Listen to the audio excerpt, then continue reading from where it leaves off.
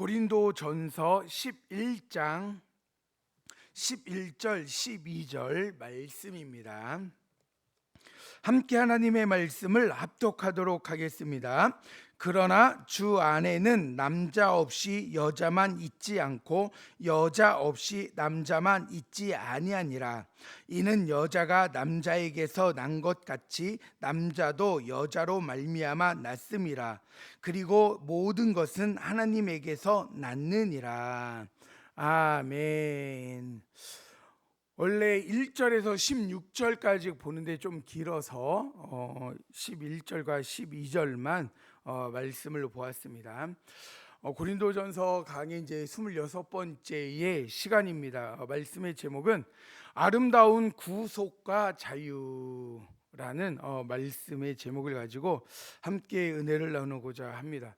아름다운 구속까지만 하려고 했는데 그러다 보니까 그 가수 김종서의 그 아름다운 구속의 노래가 갑자기 언뜻 떠올라가지고 그러면 안 되겠다 생각이 들어서 아름다운 구속과 그리고 이제 자유라는 단어를 하나 더 넣었습니다. 이렇게 하면 또 여러분들이 이제 많이 또 기억하실 것 같기도 해서 김종서 가수 이야기를 잠깐 했습니다. 노래는 부를 줄 몰라요.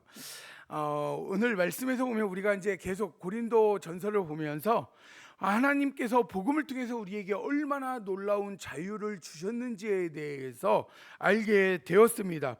그래서 유대인이나 헬라인이나 종이나 자유인이나 남자나 여자나 그리스도 예수 안에서 모두 다 하나이고 평등하다라는 거예요. 그래서 이렇게 교회에서도 목회자, 장로님, 안수 집사님, 권사님, 집사님, 성도님 이렇게 이제 구분을 지어져 놓았지만 이건 무엇이라고요? 역할에 대한 것이지 그게 어떠한 특별한 권위를 가지고 그 일을 하라고 말씀하시는 게 아니에요. 그래서 뭐냐면 이러한 것들을 통해서 누구 하나가 절대적인 것이 아니라 모두 다 하나님의 말씀에 순종으로 살아감으로 나아가는 거예요. 그래서 목회자도 절대적이면 안 돼요. 절대적이면 교회가 어떤 때에는 정말 말 한마디에 착착착 움직이니까 교회가 너무나 좋기도 하지만 또 다른 한 부분으로는 무엇이냐면 더 깊이 하나님의 은혜를 경험하는 일들이 없어요. 왜냐하면 시키면 뭐예요? 아무 생각 없이 그냥 하면 되거든요. 그리고 이걸 시키어서 아무 생각 없이 하다 보면 어떻게 할까요? 이게 옳은 일인지 그른 일인지 하나님의 뜻인지 아닌지 상관없어요. 알아서 목사님이 하나님의 뜻이라고 하겠지, 하나님의 뜻이니까 시켰겠지 라고 생각을 하시는 경우가 많습니다. 그렇게 하면 저는 목회하기 정말 편해요. 왜냐하면 제 멋대로 하면 되거든요. 제 마음대로. 그럼 얼마나 좋아요. 다 말 잘 들으시고 순종적이시고 내가 원하는 거 다 하고. 그러면 어떻게 하죠? 저는 지옥 가고 여러분들도 맹인 따라와가지고 지옥 갈 수도 있어요. 꼭 천국 간다고 말할 수 없어요. 왜냐하면 순종한다고 해서 다 순종이 옳은 것은 아니니까. 하나님 뜻 안에서 온전히 순종하는 것이 맞는 것이지 그렇지 않고 잘못된 것에도 순종하면 그는 순종이 아니라는 것을 우리는 알아야 합니다. 그래서 이러한 모든 자유 안에서 평등하다라는 것을 말씀을 통해서 이제 알게 되어졌어요. 근데 이 1세기 당시에도 고린도 교회에 하나님의 말씀을 공부하고 함께 나누다가 이제 여성분들이 알게 됐어요. 여자도 남자랑 똑같구나. 남자와 동등한 권리를 가지고 있구나 라는 것을 알게 되었습니다. 우리나라도 그렇죠. 옛날에 여자분들이 또 남자하고 동등한 권리를 갖지 못했어요. 남자는 밖에 나가서 바람 펴도 괜찮았고 여자분이 피면 쫓겨났고, 그리고 남자가 자식을 못 낳는 것은 괜찮았는데 여성분이 자녀를 못 낳는 것은 제약된 것이었고, 모든 집안일은 다 여자가 해야 되고 남자가 밖에 나가서 일을 한다는 핑계로 일을 하지 않아도 상관이 없었어요. 근데 여자가 집안일을 하지 않으면 쫓겨나고, 그러니까 여성에게는 너무 불평등한 일들이 참 많이 있었죠. 그런데 이 당시에도 마찬가지입니다. 인구수의 인원에 들어가잖아요. 왜냐하면 이 여인들은 누구의 안에 소속이 된 거예요? 남편 안에 소속이 되어서 남편의 그런 어떠한 하나의 부속품처럼 가지고 있는 존재였습니다. 그러니까는 남자의 너무 권위가 올라가 있던 그러한 세상 속에서 성경을 봤더니 남자와 여자가 똑같대요. 권리가 똑같이 누리고 평등하다는 것을 이야기합니다. 그래서 그러한 이야기를 듣고 어떻게 했을까요? 너무 여성들이 기뻤겠죠. 기뻐서 너무 기쁘다 보니까 무엇을 하냐면 그 당시에 여인들은 수건을 머리에 쓰고 다녔습니다. 외출할 때에는. 그런데 이것도 필요 없어 수건도 벗어 던져요. 그리고 옷도 간편하게 편하게 입습니다. 그러면서 그러한 모습들로 그래서 남들이 지적을 하는 거예요. 아니 그 옷 머리에 수건도 안 쓰고 옷도 단정하게 입지 않고 그러면 됩니까? 난 그리스도 안에 자유인인데 뭐 어때요? 이러면서 돌아다닌다라는 거예요. 그러니까 이러한 환경 속에서 무엇이면 로마나 헬라 사회에서 정숙한 여인이라는 표시가 뭐냐면 머리에 수건을 쓰고 머리카락을 잘 숨겨서 수건을 쓰고 다니는 거예요. 그리고 옷도 깔끔하게 잘 입고 다니는 것이 정숙한 여인의 모습이었습니다. 그런데 반대로 그 모든 것들을 해 나가고 있으니까 세상에서 볼 때에는 어떻게 생각할까요? 그들을 정말로 남편의 권위를 생각지도 않고 저 여자랑 결혼한 남자는 참 불쌍하다 하면서 이야기를 하는 거예요. 어떻게 저런 여자랑 몰상식한 사람하고 만나서 결혼했지? 라고 이야기하는 문제들이 생깁니다. 그래서 이런 것들이 너무 자유롭다라고 이야기하며 행동을 했더니 교회의 그러한 공동체를 깨트리는 그러한 일들이 생겨져 버립니다. 그리스도 안에서 남녀가 평등하다라는 그 자유를 내세워서 당시 문화적 간습이었던 머리에 수건을 쓰는 일, 거부하며 예배의 엄숙함을 어지럽히는 일들을 하기 시작했어요. 그러니까 우리가 초대교회에서도 보면 아시겠지만은 그 초대교회에서도 어떻게 했습니까? 여성분들이 예배를 드리고 나와서 말씀을 전했어요. 자기가 받은 은혜를 나누었습니다. 옛날에는 그 초대교회 되기 전에는 다 누구만 할 수 있었습니까? 남자들만 할 수 있었어요. 그리고 특별히 랍비, 그리고 누군가에게서 깊은 학문을 받은 자들이 했습니다. 대부분. 그런데 여성들도 은혜를 받으면 나와서 그 은혜를 나누는 그러한 모습들이 있습니다. 그런데 그러한 것들이 형식이 없이 자유로운데 어때? 그러면서 함부로 막 하는 거예요. 우리가 성경을 여러 번 보셔서 아시겠지만 성경에 예배 형식이 있나요? 예배 형식이 없어요. 예배를 드릴 때 찬양을 먼저 몇 곡 하고 그 다음에 사도신경을 하고 그 다음에 찬양 다시 하면서 예물을 드리고 그리고 그 다음에 이제 헌금을 하고 그 대표기도를 하고 말씀을 전하고 그 결단 찬양을 하고 축도를 하고 예배를 마쳐야 된다. 있습니까? 없어요. 어떤 교회는 그래서 강고가 맨 뒤에 갈 때도 있고요. 헌금이 맨 뒤에 있는 데도 있고 어떤 교회는 맨 앞에 헌금을 하는 교회도 있어요. 순서가 교회에 따라 다 달라요. 어떤 교회는 사도신경도 안 해요. 그런데 이러한 것들을 우리가 생각해 보면 무엇이면 예배의 순서가 없으니까 이 당시에도 얼마나 자유롭습니까? 목사님 잠깐만요. 저도 할 얘기 있어요. 그래서 와서 막 말씀을 하시고 그렇게 말씀하는 게 어떤 때는 저보다 더 은혜로운 일들이 많이 있을 수도 있어요. 그런데 그러한 순서가 깨지는 것을 보면서 많은 다른 분들은 어떠할까요? 마음에 불편함이 생기는 거예요.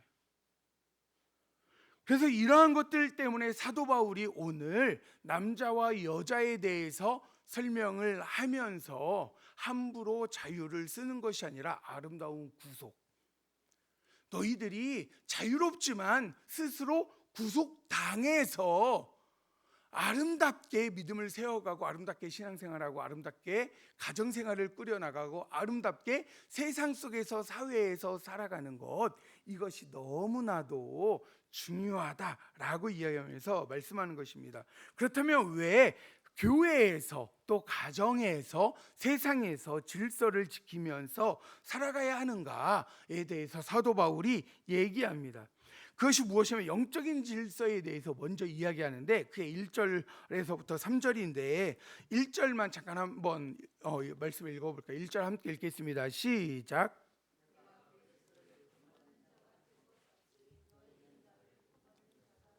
아멘. 여기에서 이제 본받는 자가 되라라고 했지만 원어에서는 또 다른 의미가 하나가 있는데 모방하는 자. 그러니까 내가 그리스도를 모방한 것처럼 너희도 나를 모방해라라고 이야기해요. 종종 보면 가수들 목소리를 흉내내서 부르는 그 옛날에 프로그램이 있었습니다. 여러 명이 있어서 부르는데 저는 막기라서 히든싱어라고 하는 것 같긴 한데 막기라서 들으면 다 김건모 같아요. 6명이 다 김건모 같고 이승철 같고 아이유 같고 뭐 여러 사람 다 똑같아요. 그런데 나오는데 전혀 다른 사람이 나옵니다. 그런데 그 사람들이 이야기 아니죠. 노래를 부르는데 너무 똑같아요. 그래서 나중에는 자기네들 콘서트에도 막 불러와가지고 같이 부르는 경우들도 종종 있더라고요. 그런 것처럼 뭐냐면 똑같이 부른다는 게 똑같이. 요즘 사실 우리는 논문을 쓰거나 설교나 이러한 것들을 남들 거 똑같이 하면 큰일 나죠. 시대가 바뀌어서 해요. 옛날에는 책 가지고 우리가 책이 별로 없을 때는 책을 가지고 와가지고 책 그대로 또 이제 정리를 해가지고 설교한 적도 많이 있어요. 저도 옛날에 많이 했습니다. 지금도 제가 이렇게 새로운 것을 설교하는 척하고 있지만 사실은 주석에 있는 거 많이 갖고 와가지고 이렇게 만드는 거예요. 그러니까 새로운 거는 아닙니다. 모방하라는 거예요. 근데 우리가 예수를 믿는다면 누구를 모방해야 되죠? 예수 그리스도를 모방해야 되는데 우리가 예수 그리스도를 그대로 따라서 행동하지도 않습니다. 우리가 예수 그리스도라면 모방하라는 거예요. 사도 바울이 우리에게 모방하라고 합니다. 그런데 왜 모방을 하라고 했을까요? 2절에 있는 말씀을 우리 한번 같이 읽어볼까요? 2절에 있는 말씀을 함께 읽겠습니다. 시작. 너희가 모든 일에 나를 기억하고 또 내가 너희에게 전하여 준 대로 그 전통을 너희가 지킴으로 너희를 칭찬하노라. 자, 이제 전통이 무슨 뜻이냐면 전통에 대해서 제가 없나요? 저 전통 그 다음 장으로 넘는데 전통이 뭐냐면 전하다, 넘겨주다의 의미인데 뭐냐면 예배의 거룩함과 덕을 위해 당시 사회의 미덕을 존중하며 예배드리는 생활의 방식. 그러니까 이 당시에도 무엇을 했냐면 우리 예수 믿으니까 우리끼리 하면 돼. 그래서 통성기도라는 데로 막 통성기도하는 거 괜찮죠. 그런데 내가 예수님 믿는데 갑자기 아시죠? 기도할 때 골방을 만들려고 해서 시장에 가서 기도해도 되고 지하철 타서 기도해도 되고 학교 가서 기도해도 되고 직장 가서 기도해도 된다라고 이야기합니다. 그리고 꼭 기도하라고도 해요. 그런데 기도하는데 여러 사람이 앉아있는데 큰 소리로 기도합니다. 어떤 사람은 방언으로 막 기도해요. 그러면 하나님께 기도하는 것이지만 그게 본이 되어지나요? 본이 안 되어집니다. 그래서 무엇이냐면 여기에서도 뭐라고 이야기하는가? 2절에서도 내가 너희들에게 가르쳐 준 것. 그러니까 바울이 그냥 예수 믿는다고 무조건 전도했다라고 해서 막 다른 사람들이 생각하는 것처럼 함부로 전도한 건 아니에요. 지혜롭게 복음을 잘 전했습니다. 사도 바울이. 그래서 뭐냐면 그러한 모든 것들, 예배의 형식부터 모든 것들을 고린도 교회 성도들에게도 가르쳐 줬습니다. 그래서 그 전통대로 너희들이 잘 지키고 있다. 그러니까 예수 그리스도를 본받는 것, 내가 모방한 것처럼 그 모방을 너희들도 지금 잘 유지하고 잘하고 있다라고 이야기하면서 말씀을 하고 있는 것입니다. 그런데 그럼에도 무엇이냐면 너희들이 알기를 원한다라고 이야기합니다. 3절에 있는 말씀인데 우리 한번 3절에 있는 말씀을 한번 같이 읽어볼까요? 3절 고린도전서 11장 3절 함께 읽겠습니다. 그러나 나는 너희가 알기를 원하노니 각 남자의 머리는 남자요 그리스도의 머리는 하나님이시라. 아멘. 머리가 뭐냐면 권위의 원천, 권위의 기원이에요. 그런데 이 머리라는 이 단어 때문에 옛날이라고 하면 이제 진짜 오래된 것처럼 한 뭐 1, 20년 아니면 3, 40년 전에는 목사님들이 이거에 대해서 정말 많이 말씀을 하셨어요. 남자 말에 무조건 들어야 된다고. 남자가 무조건 옳다고. 남자가 머리라고. 머리가 움직이는데, 머리가 명령하는데 몸이 안 움직이면 되냐고. 그래서 혼난 적 없나요? 저는 그렇게 설교한 적 있어요. 전도사 시절에. 되게 무식한 거죠. 왜냐면 문자적으로만 봤어요. 이걸 문자적으로 보고 그냥 한 거예요. 근데 이 머리의 원천이라는 거는 우리가 기억할 것이 무엇이냐면 존재 우월이 아니에요. 존재 우월. 여러분들 남편 말 막 다 듣다가 어떻게 해요? 집안 말아먹는 경우 많아요. 그렇다고 해서 여자분 말만 듣다가도 그런 경우도 있어요. 그러니까 이게 남자 여자가 그래서 그런 게 아니라는 거예요. 네, 남자 말이 다 틀렸다는 게 아니라 근데 존재 우월이 아니라는 거. 우열이 아니에요. 옳고 그름이고 더 뛰어나고 뛰어나지 못하고의 문제가 아니라 기능의 질서, 기능적인 질서다라는 거예요. 성경이 말하는 머리와의 순종의 관계는 계급사의 군대식인 수직 관계에 있지 않습니다. 성삼위 하나님을 보면 뭐라고 3절에 좀 전에 읽은 것처럼 그리스도의 머리는 누구라고요? 하나님이래요. 근데 우리가 알고 있는 그리스도는 누구입니까? 하나님이에요. 그래서 성부 하나님과 성자 하나님은 동등되고 동일되고 똑같은 능력을 갖고 계세요. 100% 똑같으신 분이십니다. 존재에 평등하신 분이에요. 조금도 어긋남 없이 평등하신 분. 그런데 인류의 구원이라는 하나의 목적을 위해서 예수님이 이 땅에 육신을 입고 오셔서 아버지의 뜻에 철저히 순종하는 역할의 질서를 했다라는 거예요. 역할의 질서. 예수님이 하나님보다 열등해서 순종하신 것이 아닌 것처럼 아내가 남편에게, 성도가 교회에게, 그리고 목회자에게 순종하는 것이 여러분들이 열등해서가 아니라는 거예요. 그건 뭐라고요? 질서, 역할의 차이 때문에 그런 거예요. 여기에서 저보다 더 똑똑하시고 더 많이 아시고 더 인품이 훌륭하시고 더 멋진 분들 정말 많이 있습니다. 제가 여기에서 말씀을 전하는 게 맞나라고 가끔 고민스러울 때도 종종 있어요. 근데 무엇이냐면 제가 뛰어나서 똑똑해서 한 것이 아니라 역할의 차이로 저는 하나님의 말씀을 전하는 그 차이이고 여러분들은 또 여러분들에게 주어진 사명을 감당하는 거예요. 그렇기 때문에 존재의 우열이 아니라 기능의 질서다라는 것을 우리는 기억해요. 남자의 여자의 이 차이가 없이 평등하지만 기능의 질서로서 뭐냐면 남편의 말, 그러니까 남편을 수치스럽지 않게 하기 위해서 말을 들어야 된다라는 거예요. 그게 무조건 남자의 말만 들으라는 건 아닙니다. 그리고 두 번째는 뭐냐면 지배가 아니라 책임과 사랑의 질서로 영적인 질서를 사도 바울이 이야기합니다. 지배가 아니라 책임과 사랑의 질서예요. 성경적인 질서에서 머리가 된다는 것은 권력을 휘두르는 지배자가 된다라는 뜻이 아니에요.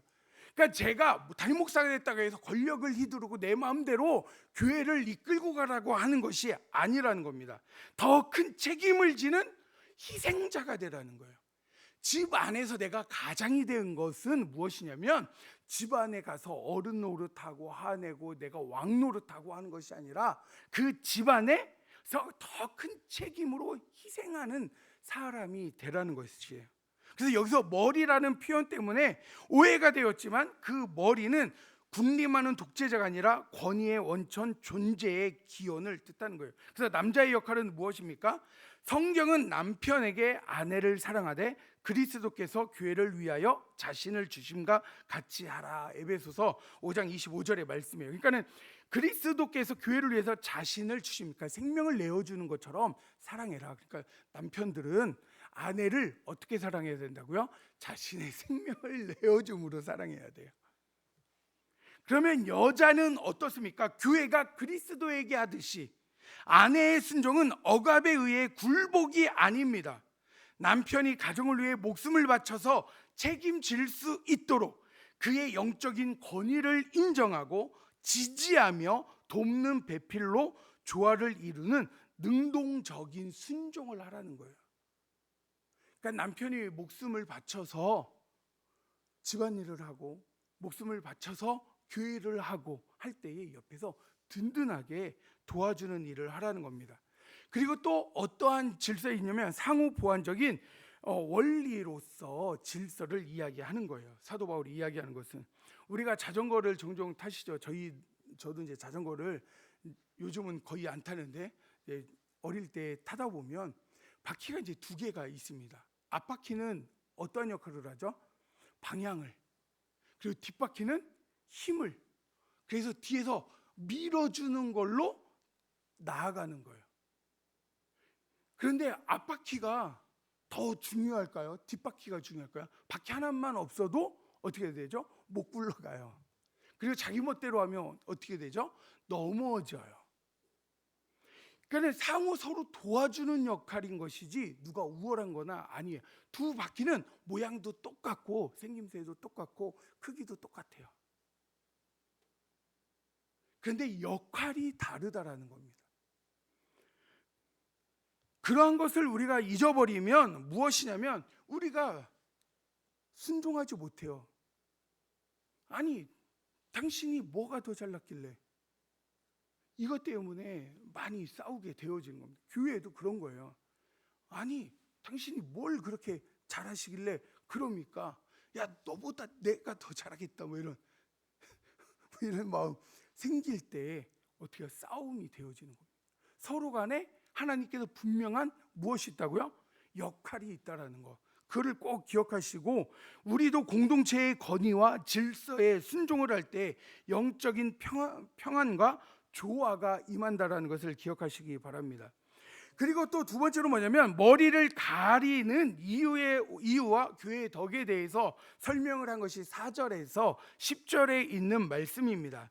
한번 4절에 있는 말씀으로 우리 한번 같이 읽어볼까요? 4절 읽겠습니다. 시작. 무릇 남자로서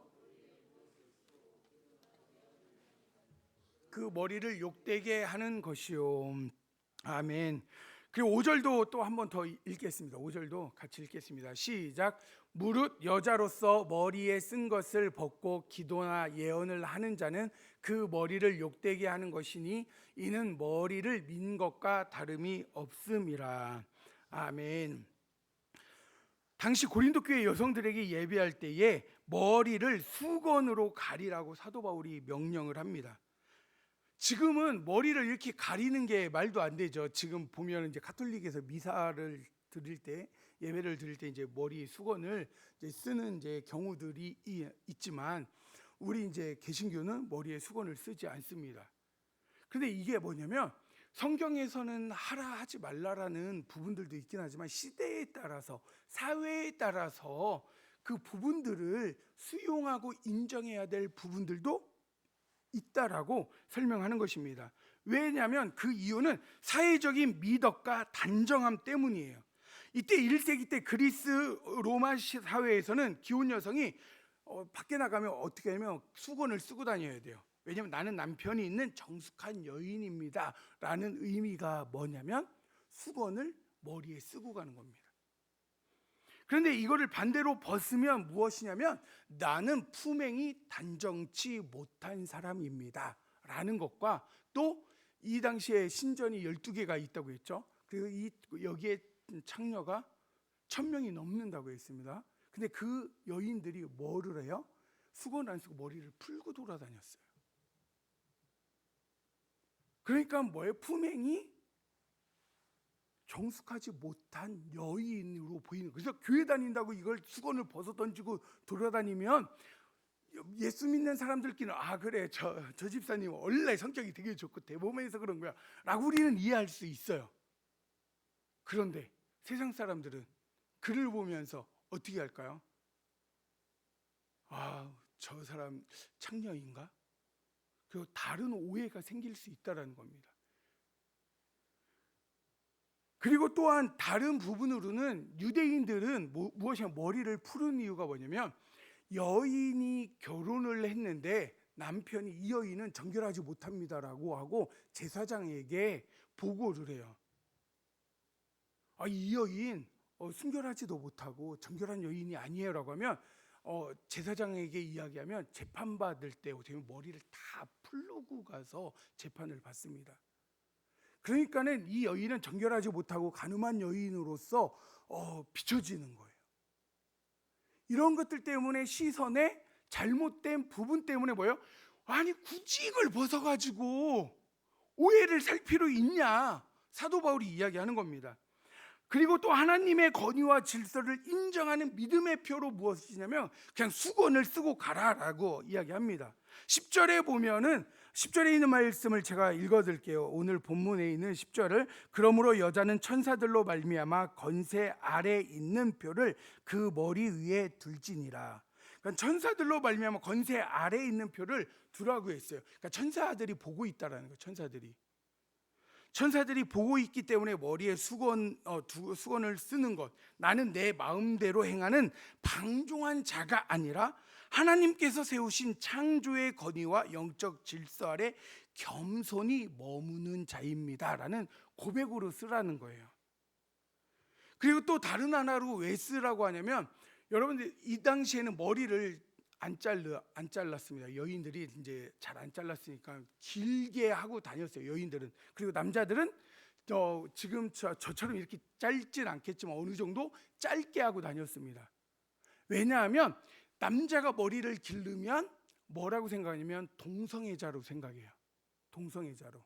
그래서 저 남자는 동성애자고 여자 역할을 하는 자다라고 이야기를 합니다.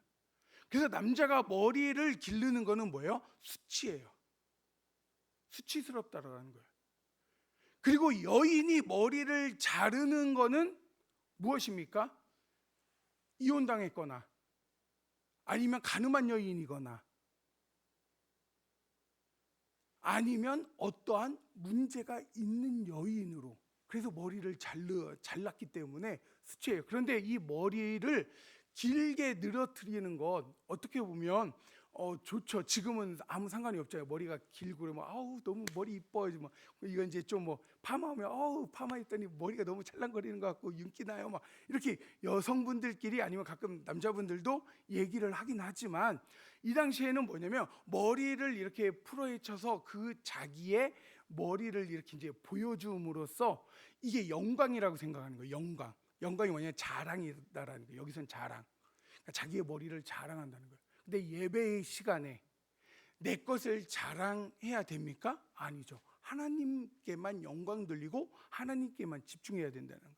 그래서 여기 예배 시간에 머리를 풀르는 게 무슨 너의 자랑이야. 너의 다른 말로는 자랑이 뭐라고요? 또 욕심이에요. 욕심. 여러분 그렇지 않나요? 누군가에게 야, 나 시계 샀어. 저 시계 이거 아니 샀어. 막 그 자랑해요. 이거 뭐예요? 자랑인데 자랑 안에 뭐가 있는 거죠?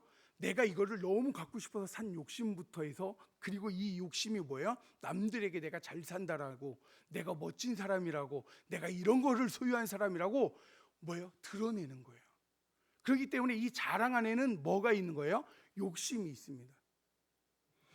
그래서 이 예배 시간에 수건으로 가리라는 거예요. 그래서 뭐 나를 드러내지 말고 오직 하나님께 영광 돌리고 하나님의 영광만을 드러내는 그러한 삶을 살아라. 예배는 인간의 아름다움이나 매력이 드러나는 자리가 아니라 오직 하나님만이 드러나는 자리다라고 말씀을 하는 것입니다.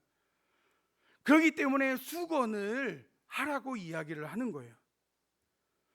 그리고 또 11절에서 오늘 읽은 12절에서는 그리스도 안에서 상호 보완성에 대해서 설명을 하고 있습니다. 바울은 혹시라도 남성들이 이 질서를 악용해서 여성을 억압하거나 차별할까 봐 매우 이제 균형 잡히는 말씀을 한 것 같아요. 왜냐면 여자의 머리가 남자야. 그러니까 남자의 명령을 따라야 돼. 질서에 거꾸로가 되면 돼라고 이야기를 하잖아요. 그런 이야기 우리 청년들은 많이 못 들을 수도 있는데 장로님부터 우리 권사님들은, 그리고 우리 집사님들께서는 옛날에 목사님들이 설명할 때 많이 들으셨잖아요. 야, 남편이 머리라고 무조건 순종해야지. 들떨어져도 말 들어야 돼. 남편 말을 들어야 남들이 우습게 여기지 않는다고. 그럴까요? 내가 아무리 잘하면 조금 덜 하긴 하겠지만 그런 게 아니에요. 상호 보완적인 게 사실 성경에서는 그것을 이야기합니다. 바울은 혹시라도 남성들이 그래서 이거 가지고 야, 이 성경에서 이렇게 말씀하셨잖아. 바울 사도도 얘기했는데 여자 가서 말 들어야지, 남편 말 들어야지, 이렇게 이야기하는 것 때문에 우리는 그리스도의 마음으로 여인을 사랑하고 자신의 생명을 내어주기까지 사랑한 그것에 대해서는 외면하고선 순종해야 된다라는 그것만을 강조하는 잘못된 것 때문에 무엇을 이야기한 거예요? 오늘 12절까지 그 얘기를 한 겁니다. 남녀는 지배하고 복종하는 관계가 아니라 서로가 없으면 존재할 수 없는 상호 보완적인 관계다. 그래서 무엇입니까? 여자는 누구로부터 시작이 되었습니까? 남자 아담으로부터 갈비뼈를 취해서 여자를 만들었어요. 그런데 더 중요한 게 있어요. 남자로부터 여자가 시작되었지만 남자는 그 다음부터 누구로부터 시작이 되어집니까? 여자분이 아이를 안 낳으면 우리는 존재할 수 없어요. 남자는 여자분들이 생명을 주는 거예요. 그래서 뭐냐면 서로 간에 보완적 꼭 필요한 존재다라는 것을 사도 바울이 다시 언급을 한 거예요. 남녀는 지배하는 복종의 관계가 아닙니다. 가정과 교회에서 우리는 지배 구조가 아니라 서로를 채워주는 동역자입니다. 배우자를 바라볼 때에, 그리고 성도를 바라볼 때에 하나님이 짝지어 주신 소중한 인생의 바퀴이자 동역자로 대해야 한다라는 거예요. 그러니까 이거를 다른 말로 하면 아내와 남편이 서로 간에 너무 꼭 필요한 동역자이고 도와주는 이들이라는 것을 알아야 된다라는 거고요. 또 다른 하나는 무엇입니까? 교회가 목회자와 성도가 그리고 리더와 그 안에 있는 그 구성원이 꼭 필요한 서로의 존재라는 거예요. 그런데 그것을 잊어버리고 함부로 대하고 그리고 그것에 대해서 생각하지 않으면서 누구 하나의 그런 어떠한 지배 구조처럼 명령하고 무조건 따라와라는 그러한 억압적인 신앙의 태도는 좋은 것이 아니다라는 거예요. 그렇기 때문에 우리가 걱정이 될 때 있잖아요. 저도 엄청 걱정돼요. 그러면 조율하는 게 얼마나 많이 걸려요. 조율할 때 시간도 너무 걸리고. 그래서 하나님이 빨리 하라고 했는데 빨리 안 되면 어떡하지? 여러분들 걱정 안 해도 돼요. 알아서 하나님이 급하시면 어떻게 해요? 하나님이 꿈속에라도 나타나고 길거리에서도 나타나서 깨닫게 하실 거예요. 우리는 고백하죠. 역사에 주관하시는 분이 누구라고요? 하나님 아버지. 그런데 그 역사의 주관에 엉뚱한 사람 한 사람씩 들쑥들쑥 나온다고 우리 너무 불안해요. 저 사람 빨리 추천해요. 우리 이게 기독교가 바르게 세워진다고. 저 사람이 빨리 나가야 우리 교회가 조용해진다고. 진짜 그럴까요? 아니에요. 여러분들 내보내잖아요. 더한 사람이 올 수도 있어요. 제가 언제 친구가 개척을 해가지고 혼자 이제 결혼도 안 하고 개척을 했습니다. 50대인데 혼자 개척을 했어요. 그래서 어머니 아버지가 도와주는데 거기에 이제 그 총회장 목사님이 오셔서 말씀하시더라고요. 개척해가지고 하는데 이제 개척해서 예배를 드리고 하는데 꼭 새로운 분들이 오는데 이상한 놈이 오더래요. 이상한 놈은 큰 교회로 가고 좀 좋은 사람, 괜찮은 사람만 우리 교회로 오지. 근데 진짜 막 이상한 사람이 오고 막 거렁뱅이가 오고 막 그런데 그래서 냄새가 엄청 심한 분이 철야 때 저쪽 구석에서 기도하고 있는데 와 이제 그때 그분은 이제 매번 안수 기도를 하셨나 봐요. 이제 철야 예배 끝나고 기도할 때. 근데 이거 막 냄새가 너무 심해가지고 할까 말까 고민하다가 살짝 막 이렇게 했대요. 그런데도 막 손에 냄새 나는 것 같아가지고 자기 옷에 문지르긴 싫고 그래서 그 뒤에 있는 성도 머리에 막 문지르면서 막 기도하고 막 손에 막 문지르면서 기도하는데도 냄새가 그렇게 안 나더래요. 아니 저기 안 가시더래요.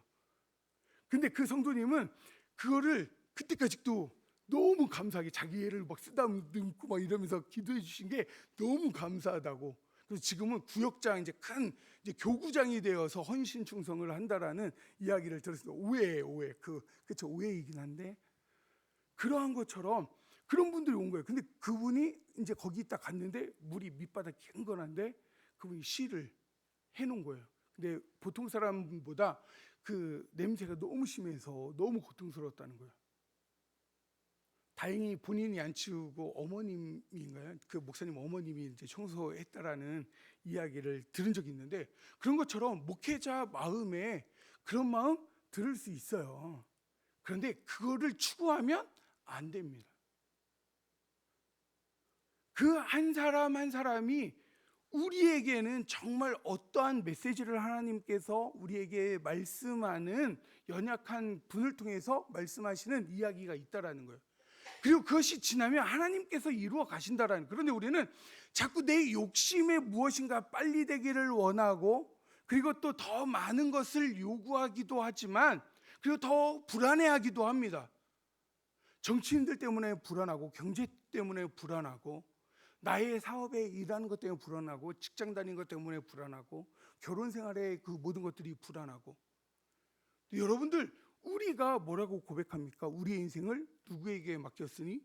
하나님 아버지께 맡겼으니 하나님이 알아서 하실 것이고, 우리는 해야 될 것은 주신 사명 감당하며 살아가는 것입니다. 고백하지 않습니까? 그런데도 끊임없이 불안해하고 걱정해. 빨리 마음에 안 드는 거 빨리 쫓아내거나 아니면 빨리 굴복시키거나 어떠한 방법을 생각을 하려고 합니다. 그런데 그게 하나님의 방법이 아니라는 거예요. 하나님께서 다 하나님의 때에 정확하게 하세요. 우리가 그러기 때문에 어떠한 지도자가 일어서거나 안 일어서거나 상관할 필요가 없어요. 다만 우리가 사회를 위해서 기도하고 우리가 봉사하고 헌신하고 그리스도의 마음으로 품는 마음이 필요한 것이지, 우리가 그것에 대해서 너무 지나치게 매몰되어 있으면 안 돼요.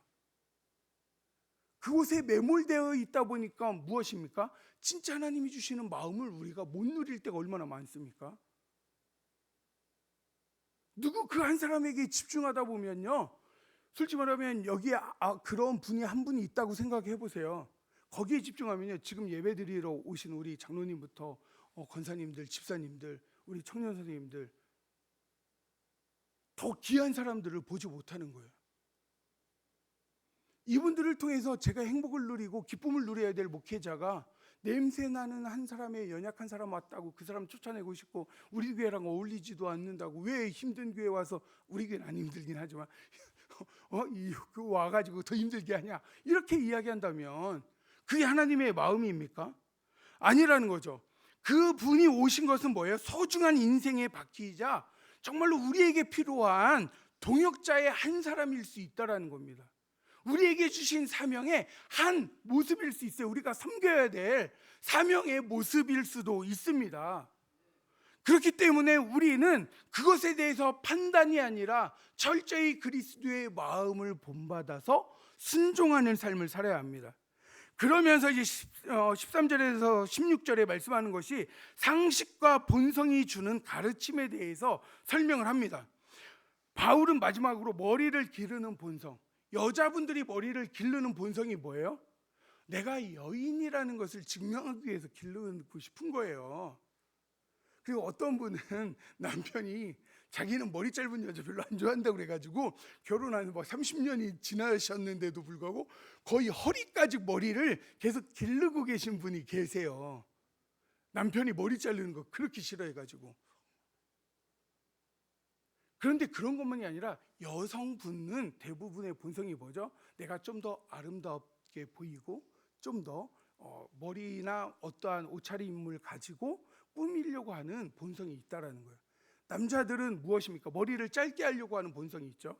남성스럽고 또 내가 정말 능력 있는 사람으로 한 가정을 책임질 수 있고 한 자매를 내가 책임질 수 있어, 난 한 가장으로 우뚝 설 수 있어 라는 것을 보여주면서 연애를 하려고 하잖아요. 모습을 보여주고 또 결혼해서도 나 아직 쓸모 있어, 나 가장이야, 내가 뭐든 할 테니까 걱정하지 마 라고 하면서 두려움 속에 있지만 그래도 담대하게 고백하는 그 믿음의 고백의 말들이 있는 것처럼, 남자와 여자가 추구하는 모습이 다른 것, 이게 뭐예요? 하나님이 주신 본성이라는 거예요. 남자는 남자가 추구하는 것이 있어요. 남자가, 그 여자는 여자가 추구하는 게 있다는 거예요. 그래서 성경에서는 두 가지 성밖에 없다고 하죠. 남성과 여성, 아니면 여성과 남성밖에 없다라는 거예요. 그래서 기독교는 동성애를 반대하는 겁니다. 왜냐하면 하나님은 전능하신 하나님이세요. 근데 그분이 실수하셨을까요? 동성애를 그렇게 만들려고 하셨다면 하나님이 그렇게 하셨을까요? 그냥 한 사람 몸에다가 두 개를 다 만들어 놓든가 했겠죠. 근데 그렇지 않은 이유는 무엇입니까? 하나님은 실수가 없다는 거예요. 그러면 그들이 그렇게 된 건 무엇입니까? 어떠한 육체적인 연약함이나 환경적인 요인이나 심리적인 문제에서 그렇게 동성애적인 것을 추구한다라고 생각을 하고, 또 그렇기 때문에 기독교에서는 동성애를 철저히 반대하는 것입니다. 그럼에도 불구하고 또 우리가 기억할 것은 무엇이냐면, 동성애를 반대하지만 동성애자를 어떻게 해야 돼요? 불쌍히 여기고 그들에게 복음을 전하고 그들이 다시 하나님이 주신 그 성을 회복할 수 있도록 옆에서 도와주는 역할도 해야 돼요. 그게 진정한 그리스도의 마음입니다. 동성애자라고 해서 미워하고 싫어하고 배척하는 것으로 끝나는 것은 하나님의 마음, 그리스도의 마음이 아닙니다.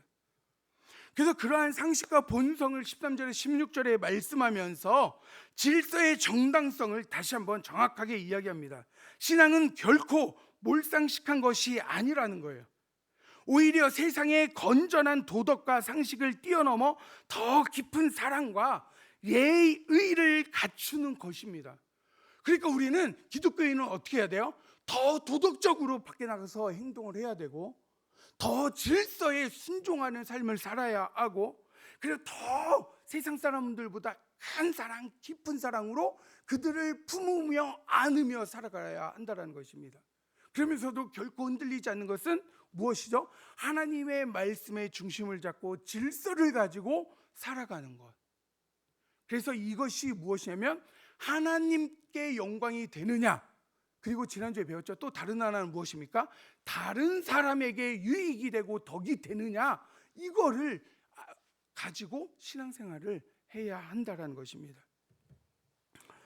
오늘 말씀의 핵심은 무엇이냐면, 내게 자유가 주어졌을지라도 공동체의 유익과 하나님의 영광을 위해 그 자유를 다스릴 줄 알아야 한다라는 것이 사도 바울의 말씀입니다. 이 말씀을 가지고 우리가 아무리 자유인이라 할지라도 하나님의 뜻 안에서 그 아름다운 구속 속에서 진정한 자유와 진정한 사랑을 정말로 전하며 살아가는 귀한 주님의 자녀들이 되시기를 주님의 이름으로 축복합니다. 민족의 가슴마다 피 묻은 그리스도를 심어 이 땅에 푸르고 푸른 그리스도의 계절이 오게 하소서.